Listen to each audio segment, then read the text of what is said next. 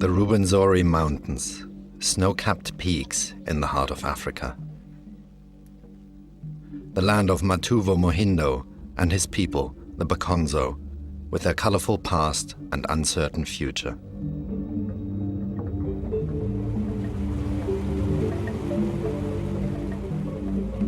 Matovu must give up hunting.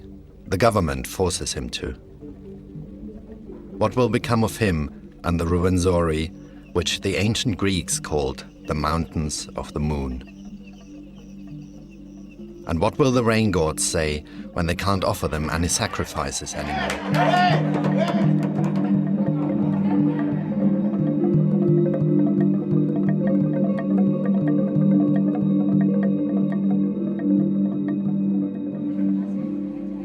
A small village in Uganda, in the shadow of the Rwenzori Mountains. The people are gathering to celebrate one of their heroes.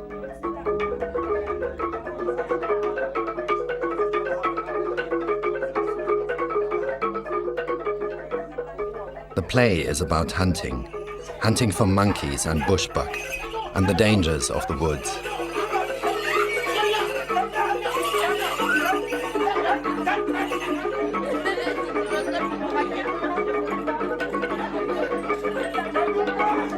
The hero of the story is called Matovu. The great hunter himself is among the audience today, the leader of 80 hunters. Matovu, who fought against the rebels and for the independence of the Bakonzo.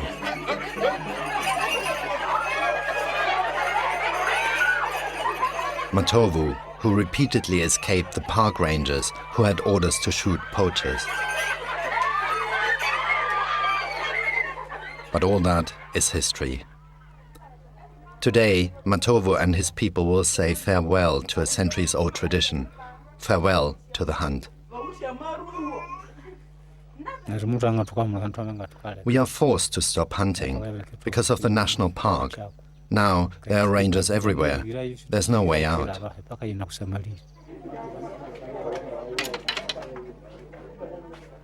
Moses, Matovu's eldest son, won't follow in the footsteps of his father.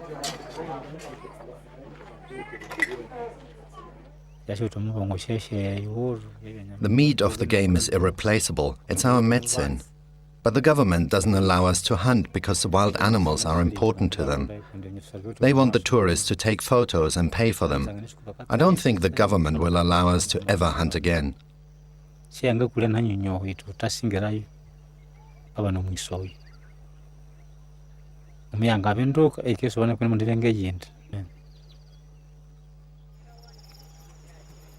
Now that he is no longer allowed to hunt, Matovu has more time for his farm. On the slopes of the Rwenzori Mountains, at nearly 2,000 meters, the coffee beans ripen, the only source of income for Matovu and his wife Flora. They use the proceeds from the farm to pay for the school fees or for medicine when a child.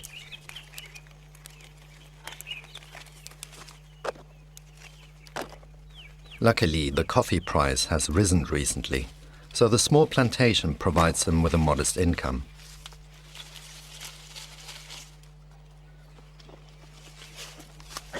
But without the hunt, it's difficult to make a living.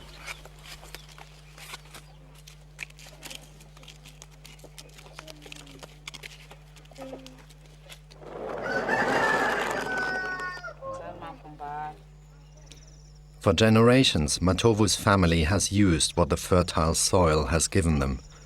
The women look after the farms and the men go into the mountains to hunt. Now, Matovu and the other hunters need to find new jobs.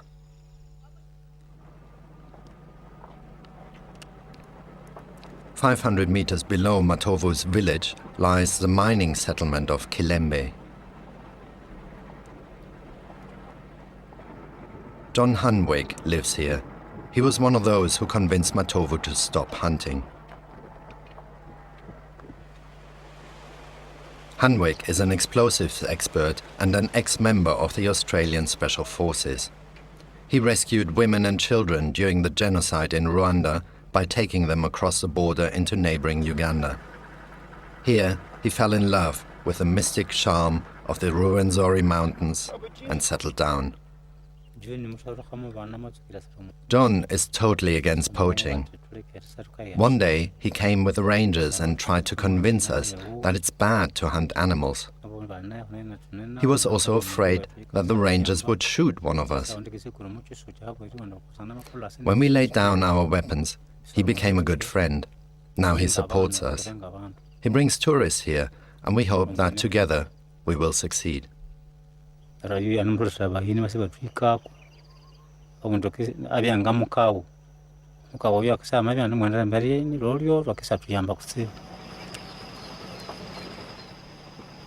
John has come up with a Matova and the other hunters. He wants them to accompany tourists into the mountains and to make a living without poaching. He promised to find them a substitute for the meat they used to hunt in the mountains.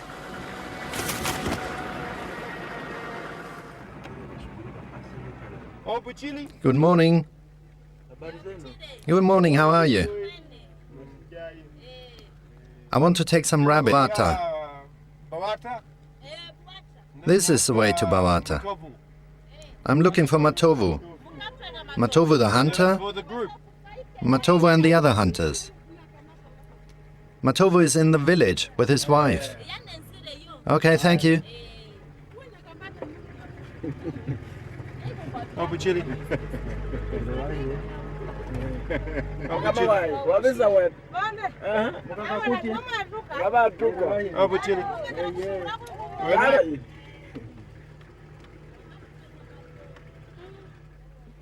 John is a Muzungu, a white person.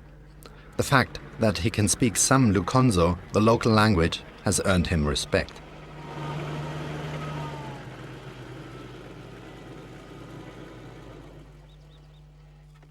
Most white people who came here before him shouted instructions or knew everything better. John was the first to listen to the Bakonzo. He wanted more from them. He wanted to understand the mountains and the rules. He knows that you can't just ban hunting without providing alternatives.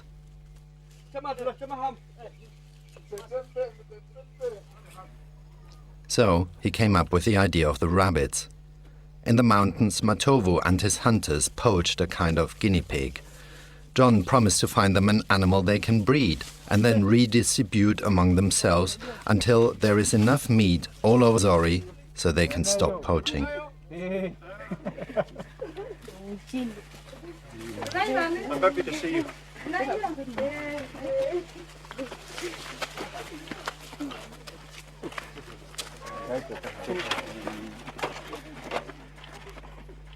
Matovu, these are the rabbits we're bringing for you and your former poachers. So you've got a meat source which is similar to what you used to get when you were poaching, and as an income generation for all the families around, because I believe you had 70 poachers, so this is the start, a rabbit project for your group.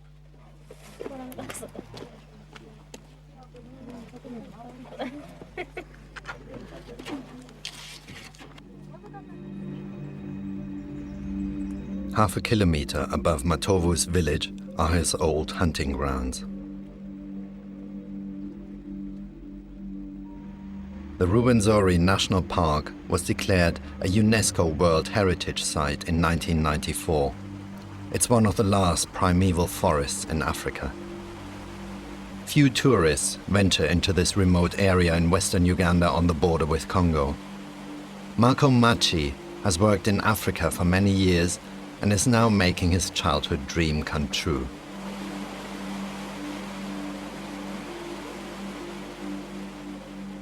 La prima volta che ho sentito parlare del Rwenzori, penso sia stato più 30 years ago, I heard of the Rwenzori for the first time.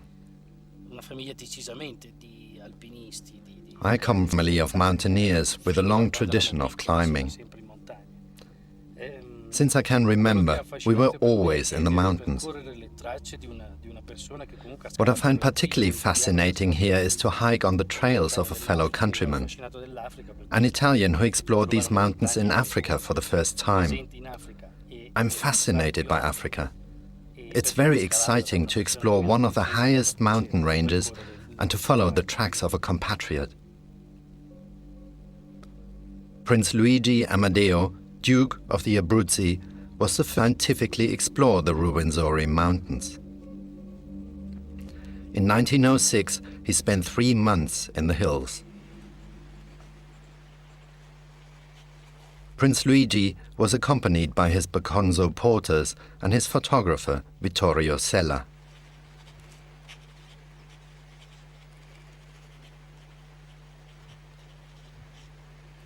They took stunning panoramic photographs and drew detailed maps that are still valid today.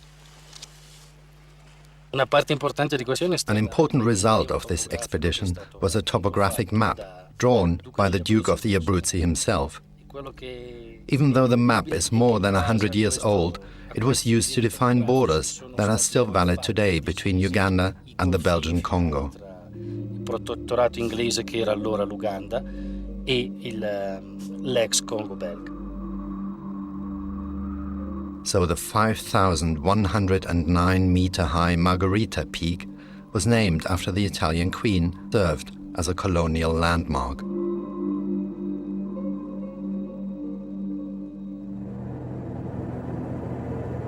The Rwenzori Massif today. The glaciers have shrunk dramatically, and the range is shrouded in clouds for most of the year. The view into the Congo. From here, the rebels came. They brought death and destruction. Until today, the Rwenzori are a military exclusion zone. There are deadly mines hidden in the jungle.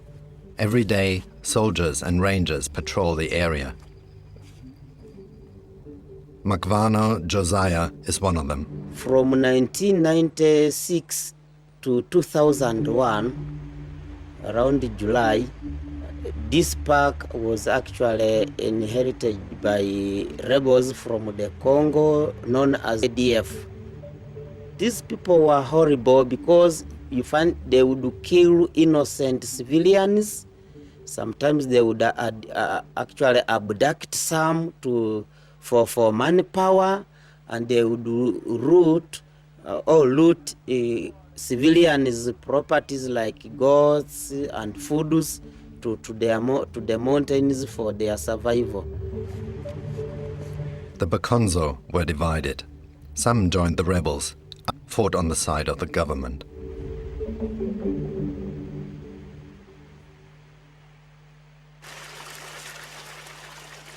Matova was one of the vigilantes that the fighting groups against the rebels used, because he knew the trails, and it was the trails for hunters that mainly these rebels used. So he would actually guide the fighting forces, the government, to chase these rebels out of the mountains. A dangerous mission, because often the rebels shot at Matova and his people.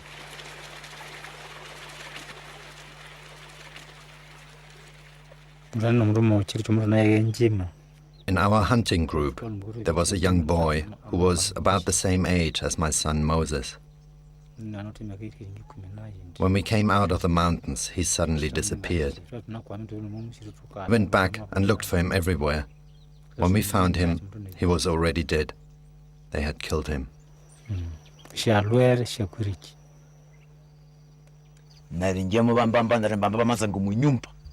One day, the rebels came to my house.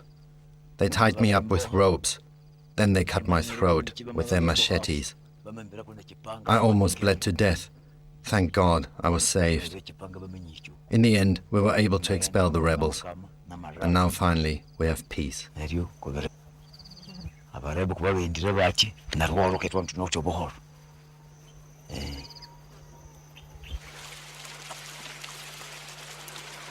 Matova has high hopes that mountain climbers and adventurers will soon travel on the paths which he used to go hunting and where he fought against the rebels, the paths on which many of his comrades lost their lives.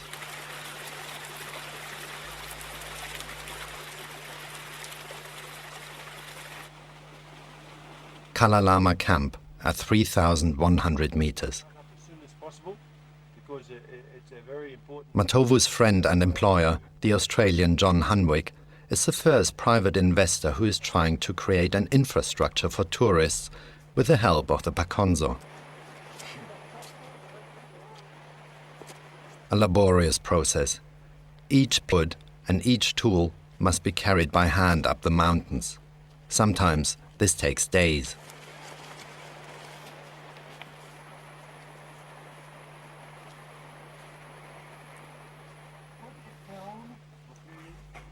Matovu was there from the beginning.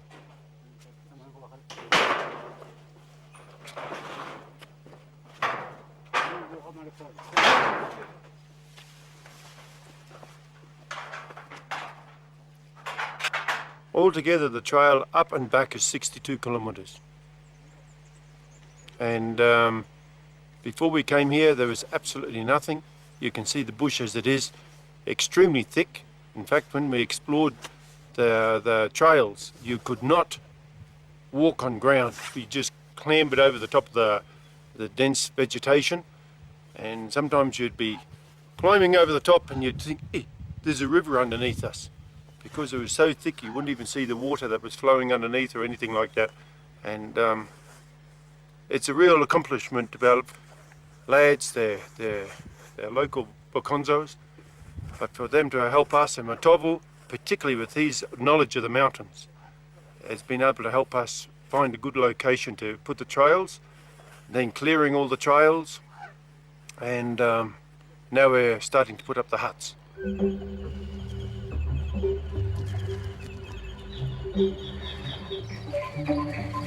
Now the first guests arrive. Marco is on the way to Camp Kalalama to continue from there with Matova, the other porters.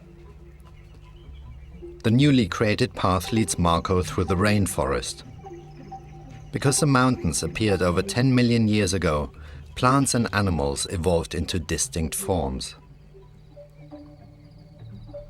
Scientists believe that here lies the cradle of modern man.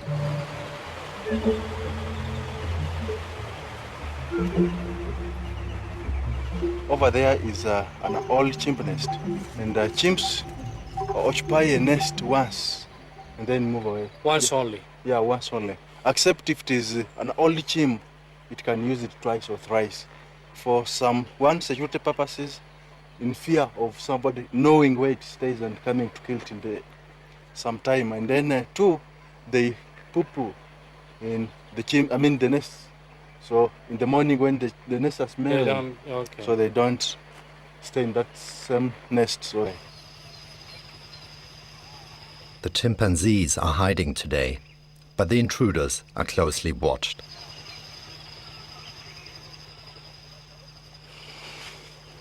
The woods have many eyes, say the Bakonzo.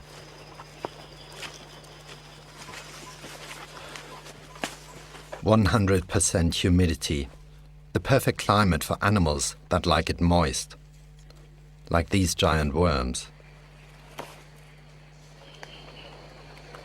It has a kind of electricity.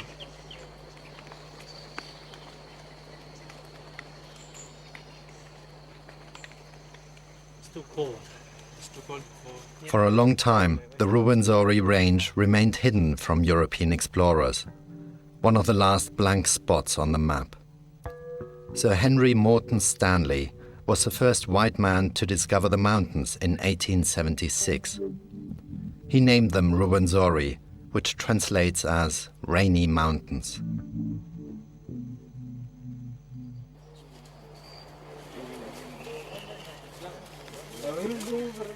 Matovu and the other carriers wait for Marco on the edge of the timber line. The ranger Josiah Magwano accompanies the group as well. There are still rebels on the Congolese side.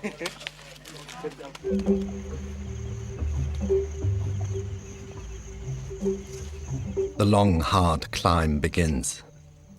1,000 meters, the air gets thin, the muscles weaken, and altitude sickness is a constant danger, even for trained mountaineers like Matovu.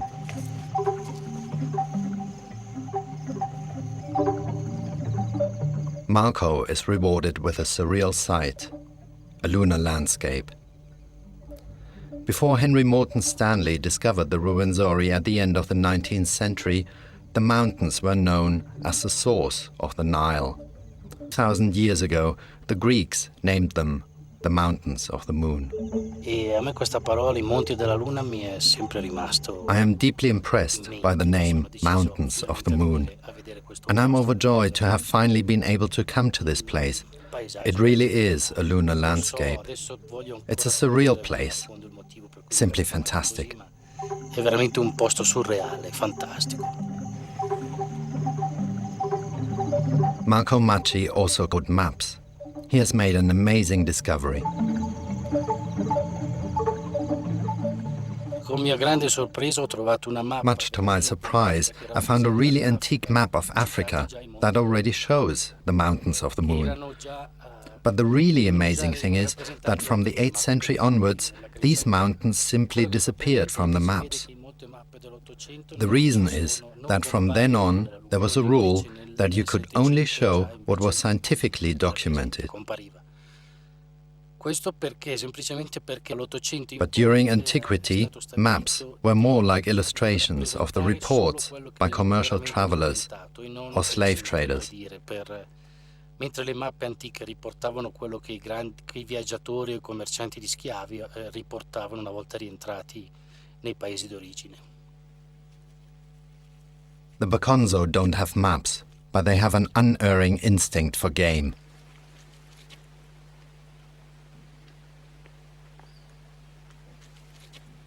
The animal is so sharp that even the ranger and Matovu hold their breath. What goes on in the mind of the master hunter? In English, we call it a black-fronted Rwenzori daika. It is a special species actually. Yeah, I can see it.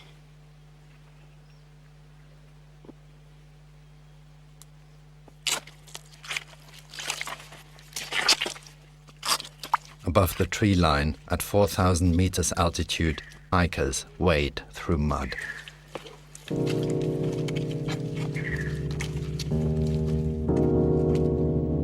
This is the home of giant groundsels, huge, spectacular St. John's wort plants, senecio, and 6-meter-high heather bushes.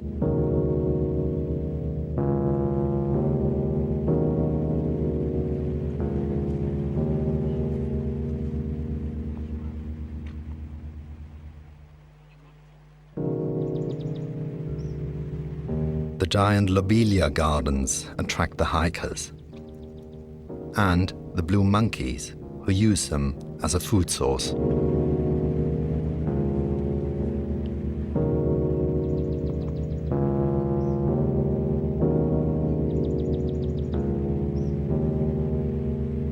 Matovu keeps a respectful distance.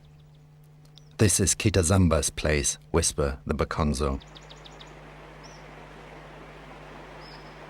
Kitazamba, the god who never ascends, because he has already mastered the highest peaks. Creator and genius, thunder and deadly frost. They would never speak his name out loud around here, but they hope for his help because their livelihood depends on him.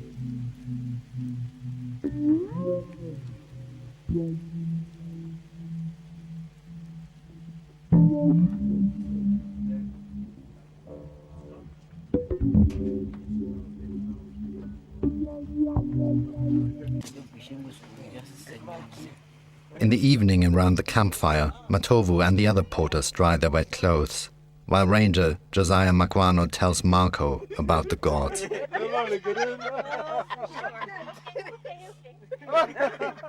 You see, this is the home of our small gods that we believe in. The spirits in the mountains. To the local people around the mountains, they all good. Except when you abuse them and they are annoyed, this is when you can have a misfortune. For example, they say when you are in the mountains, you are not supposed to mention any name or any god So if you mention the any name of any of them, you'll be unfortunate. It can either rain too much on you and eventually suffocate, or you find that the group actually suffers, and you find that actually some people may die because of this. Either a client, a guide, or even a porter.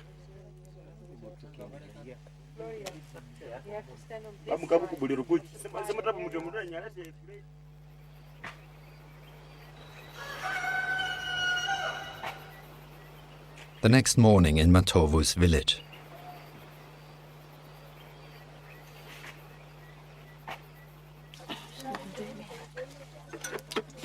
Matova's wife Flora is making tea in the small kitchen. She's Matova's second wife, his chief wife.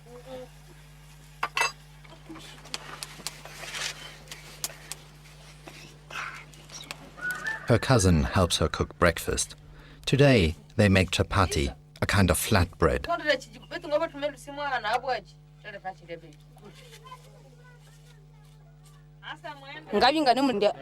Sometimes it's hard to wait, because people always die in the mountains. I'm also worried that Matova comes back sick, but I pray to God that he returns healthy and that he can help on the farm. Fetching water is women's work. At least there's plenty of it.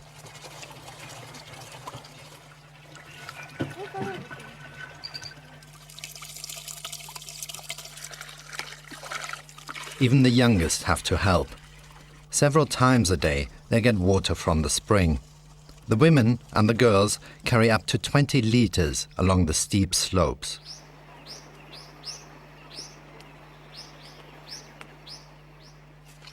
The Bakonzo have adapted over centuries to life in the mountains. And despite the hard work, for them, their mountains are a paradise. At over 1,600 meters, there is no malaria, it's never too hot, and they can harvest all year round. There is still plenty of firewood, although more and more trees disappear. People turn them into charcoal they can sell in the city. Matoke, the plantain, is Uganda's national dish. Matova's farm produces enough food to feed the entire family.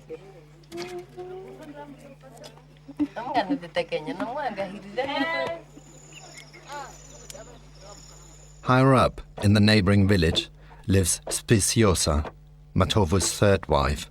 She also misses her husband, but she has learned to be patient. We are 3 women sharing one man, and if he's not with me, then he's with one of the other 2.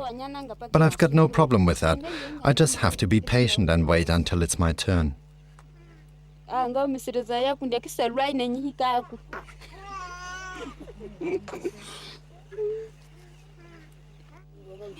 In her arms is the youngest son of Matovu.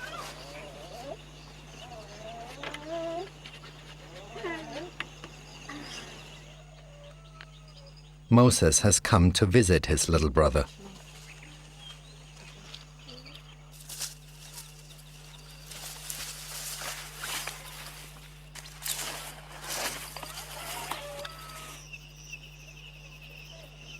In Africa, children are welcome, no matter whether they are siblings or the neighbor's kids. Today's menu is matoke mash and cassava, like almost every day.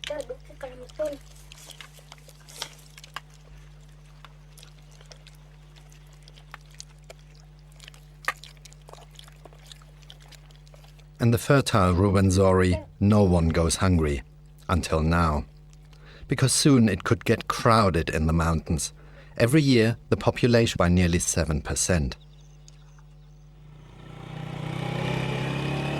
Those who have to leave home end up here, in the former mining village of Kilembe.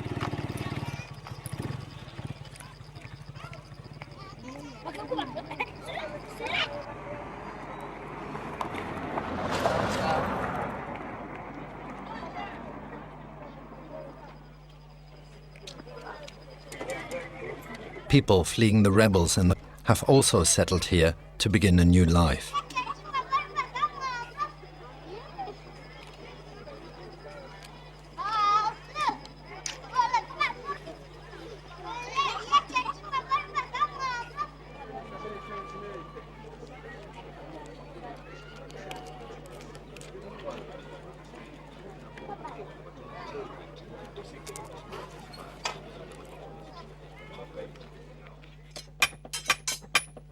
For the past 2,000 years, the Bakonzo have mastered the art of forging.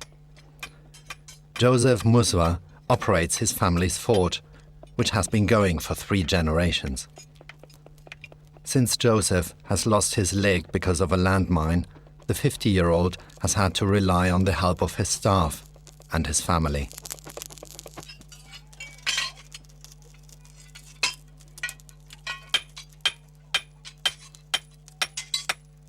But now he has new business is not as good as it used to be.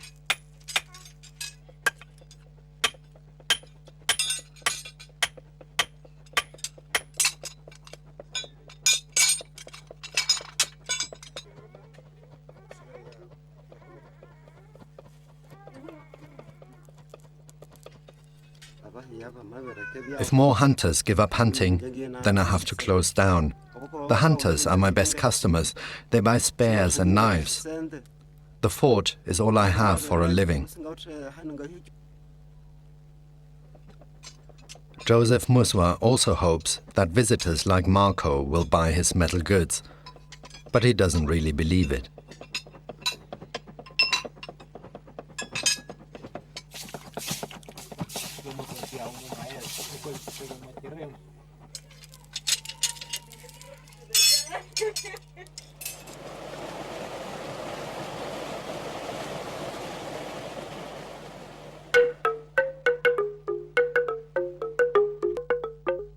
Those who know how to play instruments, and especially the drums, are highly regarded by the Bakonzo, like Selivano Baluku, the drum maker.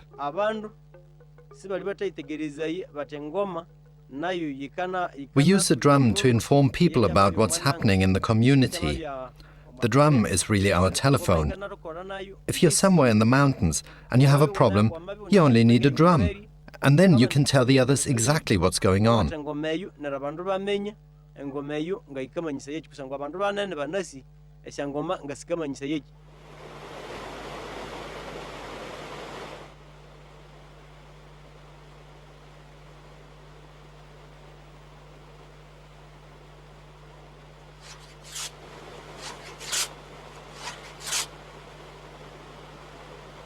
You need the right kind of wood to make a decent drum, and this can only be found in the forests of the Rwenzori.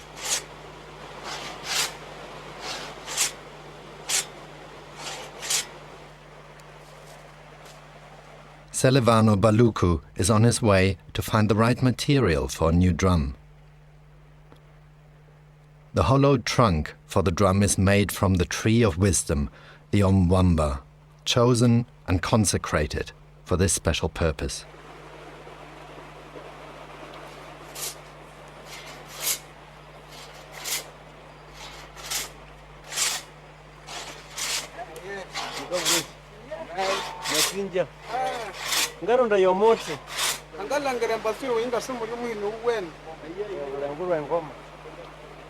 Stephen and Nicholas, the loggers, have just the right kind of wood for Selivano. Now they're haggling over the price.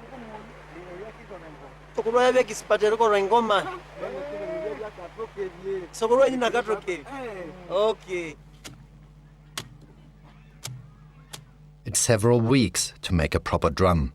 The wood must be cured and a goat must be sacrificed for the skin. Selivano has learned his craft from his grandfather. He says that he wants to continue the art of making Bakonzo drums and pass it on to his children.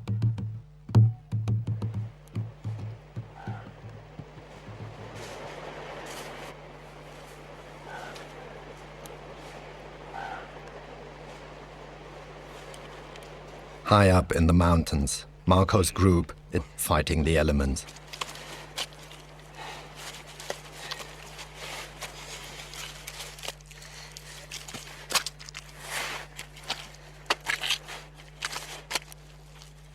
Marco realizes that the Rwenzori are not like the Alps. There is mud everywhere, even at 4,000 meters and at 6 degrees centigrade.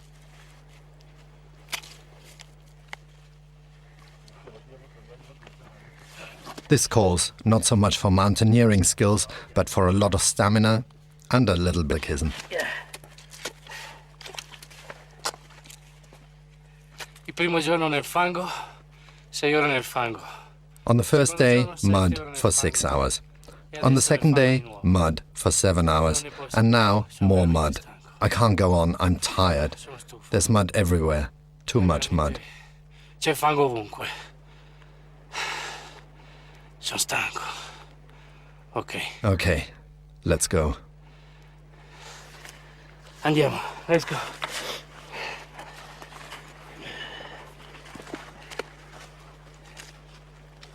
There are 2 more days of climbing ahead on Marco's 6-day march to Margarita Peak. 5 of them lead through dense bush and swamp. And then the rain, the never-ending rain.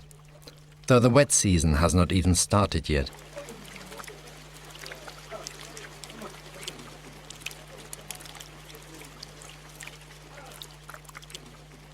Marco and the porters seek shelter under a rock. Matova is also at the end of his tether. The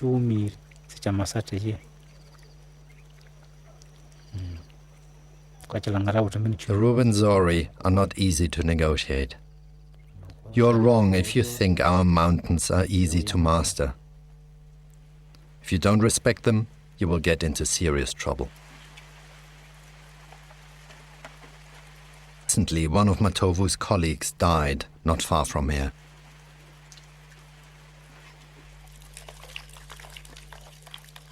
Siamo al campo 3 a 4.000 metri.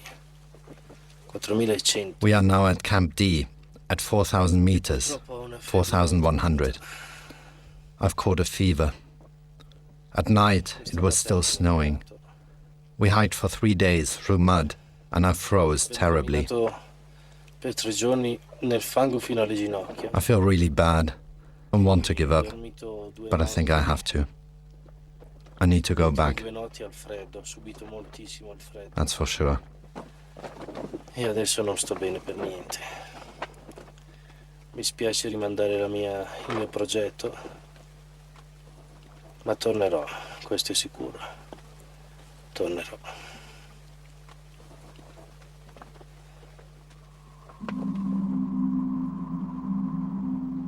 The next morning, the road is covered in snow, and the mountains are covered in dense fog. Marco turns around, as he said he would.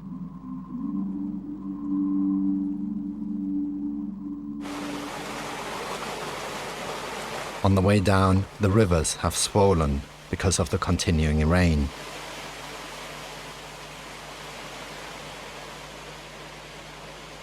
John meets them to make sure the paths are safe. When we come up here, the pressure through here was too much, and it actually burst a whole new river behind that big rock. And there's now 2 rivers, and we're somehow defeated how to cross it. But this gives you an indication of what's happened to the weather. This one single little river here has been here ever since creation. Then through the floods this year, it's tore the whole lot out the back.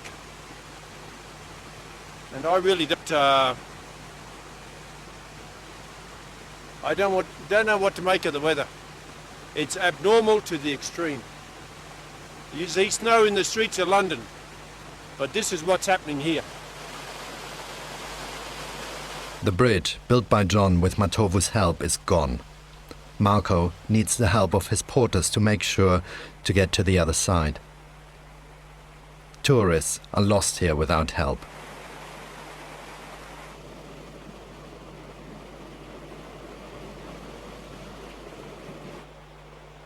Below them, the river of the Mountains of the Moon finds its way across Lake Albert and on to the Nile, just like in the ancient legends.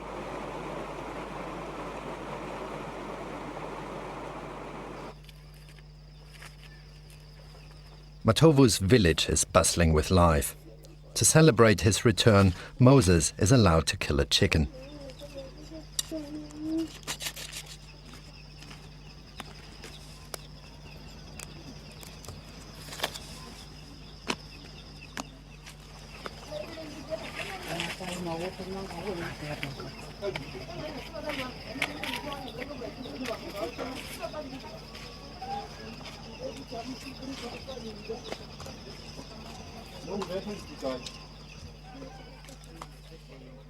Everybody has come to celebrate, even the former hunters from the neighboring villages.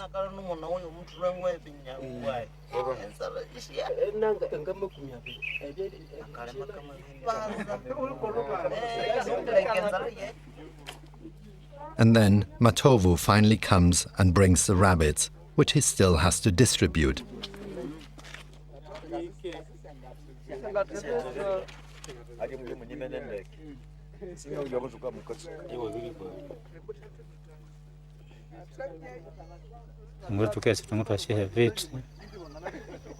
Keep the rabbits and breed them. If we sell them, we can pay the school fees for the children. And if we have lots of rabbits, then we can give the meat to our children, so they can stay healthy and grow well.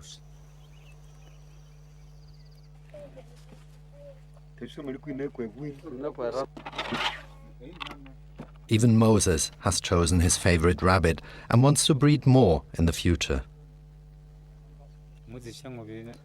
If it wasn't for the national park, I would teach Moses how to hunt. He's strong and has the makings of a good hunter. But there's the park now, and we won't be allowed to ever hunt again. We can't do anything against that.